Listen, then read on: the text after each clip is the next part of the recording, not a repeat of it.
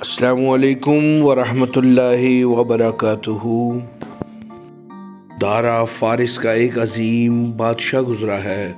فارس کے بادشاہوں کے سر پر دارا کا تاج ہوا کرتا تھا کہ جسے دیکھنے کی چاہ ہر فارسی کے دل میں ہوا کرتی تھی۔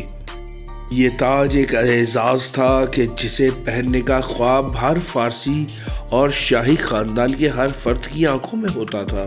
اس تاج پر بیش قیمتی اور اعلیٰ قسم کے نایاب ہیرے اور جواہرات جڑے ہوئے تھے، جن کی وجہ سے اس کی قیمت لاکھوں میں تھی۔ جب حضرت عمر رضی اللہ تعالیٰ عنہ کے دور خلافت میں صحابہ اکرام رضی اللہ تعالیٰ عنہم نے فارس کو فتح کیا تو آخری جنگوں کے دوران دارا کے تاج کو پہنے ہوئے کوئی بادشاہ شہزادہ لڑائی کے دوران اگر قتل ہو جاتا تو جنگ کے قانون کے مطابق مارے جانے والے کافر کے زیب تن ذرہ، سامان، تلوار، گھوڑا اور تاج وغیرہ قتل کرنے والے مجاہد کی ملکیت ہوا کرتا تھا۔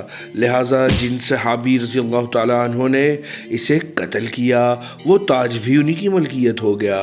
رات کے اندھیرے میں یہ مجاہد مال غنیمت والی جگہ پر پہنچے اور اس تاج کو زمین پر رکھ کر پاؤں کی ٹھوکر سے مال غنیمت کی جانب دھکیل دیا۔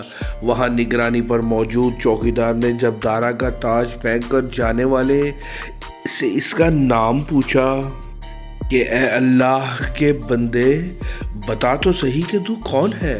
اس اللہ کے شیر نے جواب دیا جس کے لیے کیا ہے وہ میرا نام جانتا ہے۔ سارے واقعوں کو علامہ اقبال نے اس شعر میں کچھ یوں بیان کیا ہے: تجھے اس قوم نے پالا ہے آغوش محبت میں، تجھے اس قوم نے پالا ہے آغوش محبت میں، کچل ڈالا تھا جس نے پاؤں میں تاج سر دارا۔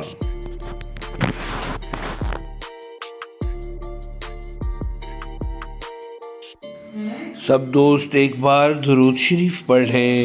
ایک بار درود شریف پڑھنے سے اللہ تعالی 10 مرتبہ نیکیاں فرماتے ہیں۔ آئیں اپنی اصلاح کریں۔